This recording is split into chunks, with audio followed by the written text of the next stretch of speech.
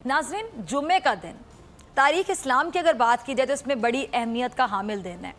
नबी करीम सल्लल्लाहु अलैहि वसल्लम ने फरमाया कि हफ्ते के 7 दिनों में जुमे का दिन बड़ा बाबरकत और बेहतर दिन है। इस दिन अल्लाह ताला ने हज़रत आदम अलैहिस्सलाम को भी पैदा किया और इसी जुमे के दिन हज़रत आदम अलैहिस्सलाम को दाखिल जन्नत भी किया गया था और इसी जुमे के दिन क़यामत भी कायम होगी। अच्छा, बाज़ किताबों में इस हवाले से ये भी रकम है कि जुमे की वो घड़ी जो कबूलियत दुआ की घड़ी है वो नमाज जुमे के खुतबे से लेकर जमात खड़ी होने तक रहती है, यानी इस टाइम में आप दुआ कर सकते हैं और कबूलियत की घड़ी है।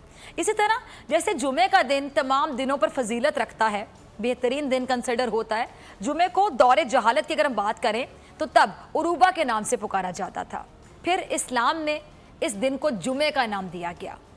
अच्छा नाज़रीन, इस दिन को जुमा क्यों कहा जाता है? आपने कभी सोचा?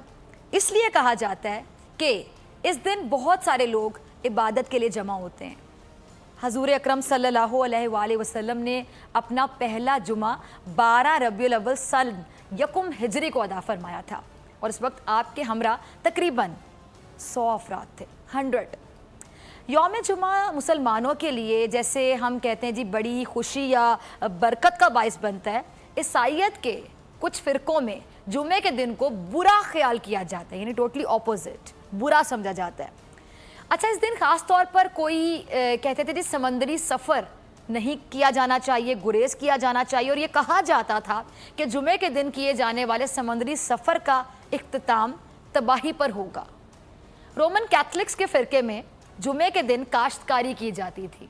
ये दिन हज़रत ईसा अलैहिस्सलाम को मसलूब किए जाने से भी मंसूब है, लिहाजा इस दिन काश्तकारी करना दरअसल इस अकीदे का मज़हर था कि जिस तरह बीज को ज़मीन में दफन करने के बाद नई ज़िंदगी बाहर आती है, इसी तरह मौत के बाद इंसानों के लिए भी एक नई ज़िंदगी होगी, ये कॉन्सेप्ट था।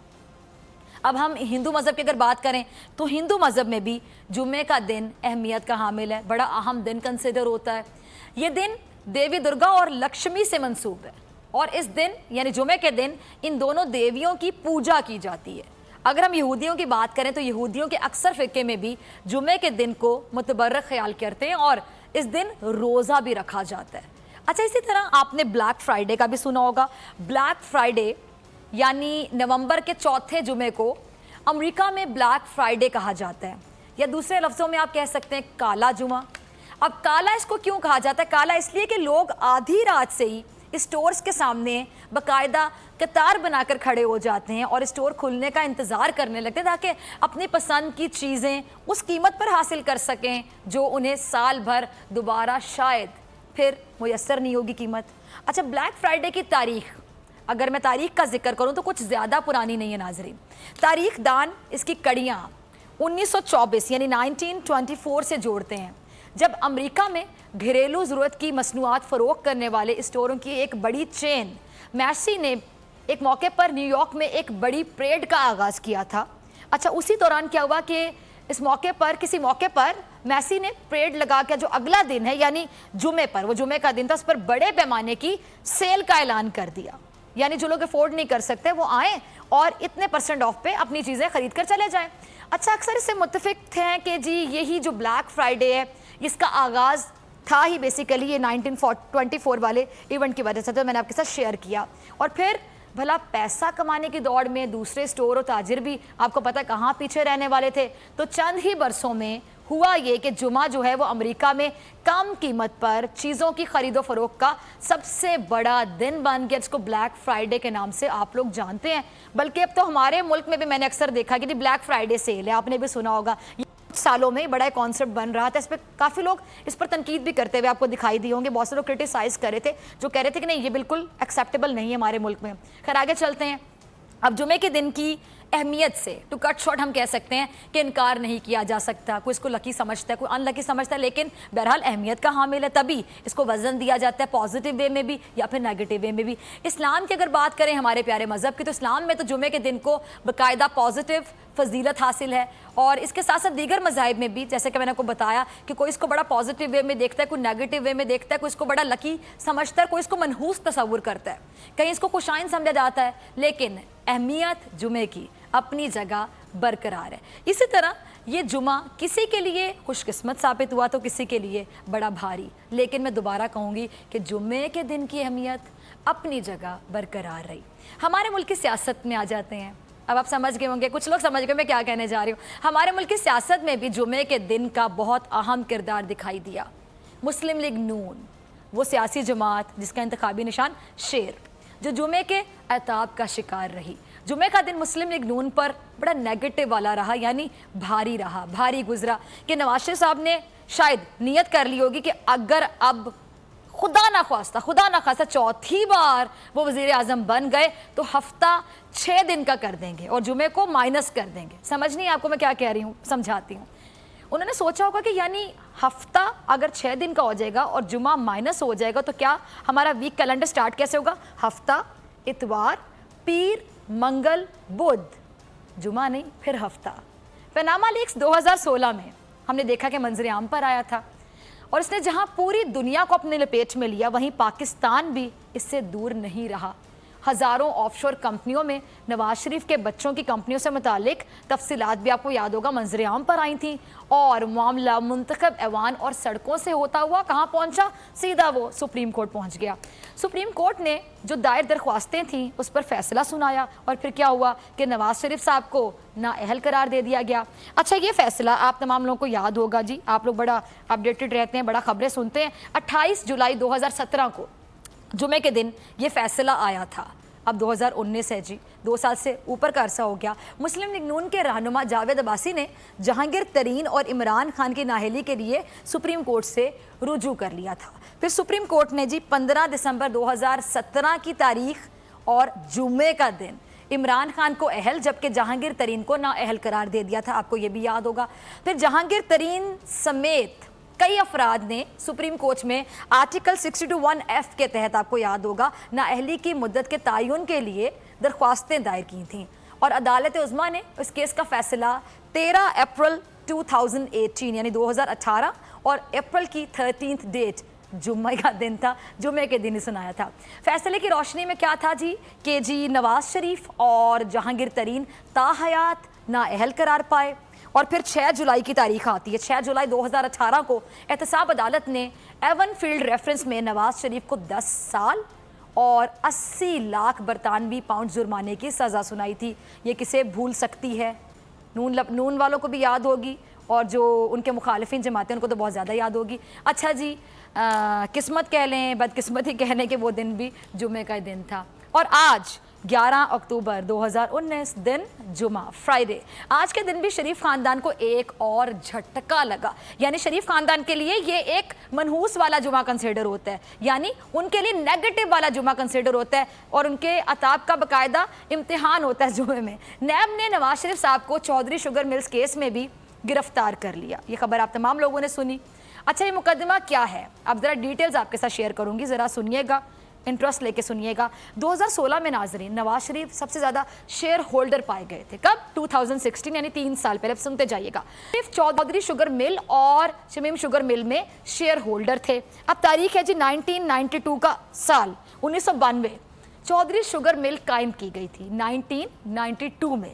نواز شریف صاحب ایگزیکٹلی 1992 کی اگر بات کی جائے تو اس میں ان کے پاس 43 ملین شیئرز تھے، یعنی 43 ملین شیئرز کے وہ مالک تھے، آلموسٹ ہاف سمجھ سکتے ہیں۔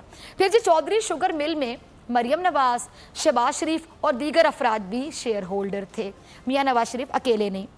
اب جو میاں نواز شریف صاحب ہیں جی، انہوں نے 1992 میں اتنے شیئرز کیسے حاصل کیے یہ بتایا نہیں گیا۔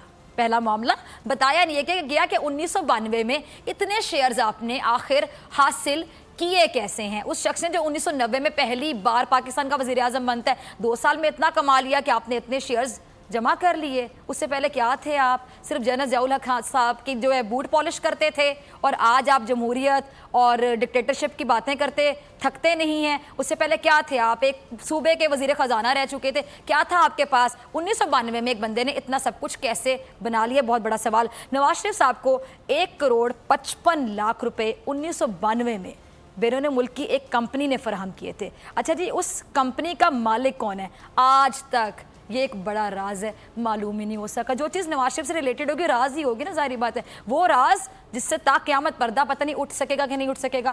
بقول لگی اچھا تو لگا ہوگا ان کو تھوڑا بہت. نواز شریف کے کارکنوں نے بھی کافی وقت بعد اپنے تاحیات قائد کی خوبصورتی کا دیدار کیا. اچھا جی، نواز شریف صاحب جب عدالت میں پیش ہوئے تو انہوں نے حکومت سے پہلے اپنے بھائی کو پیغام دیا، واضح اور دو ٹوک پیغام کہہ دو تو غلط نہیں ہوگا. کیا فرما رہے تھے نواز شریف صاحب؟ ذرا رضا ناظرین کو دکھاتے ہیں، کلپ چلائیے گا. یہی وہ ووٹ کو عزت ہے جو پاکستان کو دنیا پاکستان کی عزت دنیا میں بڑھائے گا. اور اگر ہم نے دنیا میں عزت کمانی ہے تو اپنے لوگوں کو پہلے عزت دینی ہوگی، ووٹ کو عزت دینی ہوگی. اور اگر یہ سمجھتے ہیں کہ ووٹ کے کو عزت والوں کو کرتا ہے تو ہم اس سے ڈرنے والے نہیں ہیں. ہم دل کو رات اور رات کو دل کہنے والے لوگ نہیں. ووٹ کو عزت دو. ہم ووٹ کو عزت دو پہ ڈٹے ہوئے ہیں. ڈٹے ہوئے تھے، آج بھی ڈٹے ہوئے ہیں اور انشاءاللہ آنے والے کل میں بھی ڈٹے رہیں گے. چاہتا ہوں مولانا صاحب کا دھرنا چپ کرو نا، سننے دو. مند جو قومیں ہوتی ہیں وہ کبھی اصولوں سے نہیں ہٹتی، اصولوں سے کبھی نہیں ہٹتی، وہ نتائج کی پرواہ نہیں کرتی. میں بھی یہ کہوں گا اور مجھے وہ شعر یاد آ رہا ہے اکبر آبادی کا. اکبر نے سنا ہے جینا ذلت سے ہو تو مرنا اچھا. ہم اس پہ گامزن اور رہیں گے انشاءاللہ. اللہ کے فضل و کرم سے ہمارا سر کوئی جھکا نہیں سکتا. انتقامی ہتھ کنڈوں سے ہم اپنا سر نہیں جھکائیں گے. جی، ایک تو دونوں بھائیوں کو ماشاءاللہ الحمدللہ شعر بڑے یاد اور سناتے بھی رہتے ہیں ہر موقع پہ. انتظار کرتے ہیں کہ اس موقع پر کون سا شعر پڑھ کے سنانا ہے.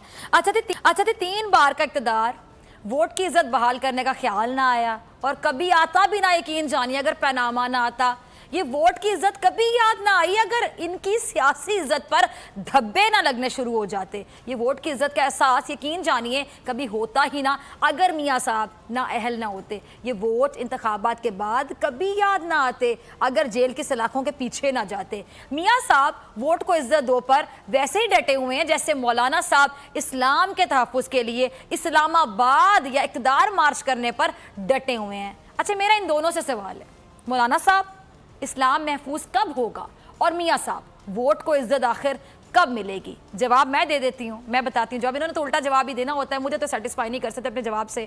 جواب میں دیتی ہوں. جب انتخابات ہوں اور انتخابات کے نتیجے میں مسلم لیگ نون اور پیپلز پارٹی کی مخلوط حکومت بنے، پنجاب دوبارہ جائے کس کے پاس؟ شیر والی پارٹی کے پاس. سندھ تو آلریڈی تیر والوں کے پاس ہے. کیا تیر انہوں نے چلائے، کہاں چلائے، کس میدان میں، آپ کے سامنے ہی ہے. باقی ملک ان کی اتحادی جماعتوں کے پاس چلا جائے اور کشمیر کمیٹی بالکل صحیح سمجھے جی، مولانا فضل الرحمان صاحب کو پلیٹ میں رکھ کے دے دیجئے، جائیں جی بنے چیئرمین کشمیر کمیٹی کر، کریں کچھ نہ کشمیر کے لیے. اور بقول مولانا صاحب کے اس وقت تک بار بار انتخابات کرواتے رہیں گے جب تک عمران خان کو شکست نہیں ہو جاتے، عمران خان اپنی پارٹی کو لے کے گھر نہیں چلے جاتے. یہ ہے ووٹ کی عزت میاں صاحب کے نزدیک اور یہی ہے اسلام کا تحفظ مولانا صاحب کے نزدیک. سبسکرائب کریں اور بیل دبائیں تاکہ کوئی خبر رہ نہ جائے.